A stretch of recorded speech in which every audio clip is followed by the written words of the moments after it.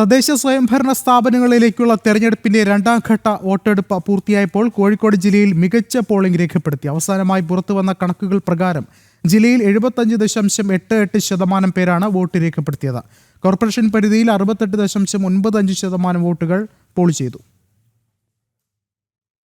തദ്ദേശ തെരഞ്ഞെടുപ്പിന്റെ രണ്ടാം ഘട്ടം വോട്ടെടുപ്പ് പൂർത്തിയായപ്പോൾ കോഴിക്കോട് ജില്ലയിൽ മികച്ച പോളിംഗാണ് രേഖപ്പെടുത്തിയത്.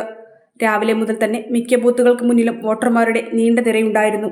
വോട്ടെടുപ്പിന്റെ ആദ്യ മണിക്കൂറുകളിൽ വോട്ടിംഗ് മെഷീൻ തകരാറിലായതോടെ ചില ബൂത്തുകളിൽ പോളിംഗ് തടസ്സപ്പെട്ടു. പ്രശ്നം പരിഹരിച്ച് വോട്ടെടുപ്പ് തുടർന്നെങ്കിലും ചിലയിടങ്ങളിൽ വോട്ടർമാർ ഏറെ നേരം കാത്തുനിൽക്കുന്നത് കാണാമായിരുന്നു. വോട്ടെടുപ്പിനിടയിൽ നേരിയ സംഘർഷങ്ങൾ ജില്ലയിൽ പലയിടങ്ങളിൽ നിന്നായി റിപ്പോർട്ട് ചെയ്തു.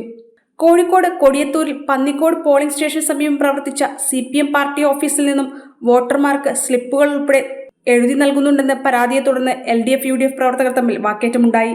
തുടർന്ന് പോലീസ് ഇടപെട്ട് ഓഫീസ് പൂട്ടിച്ചു.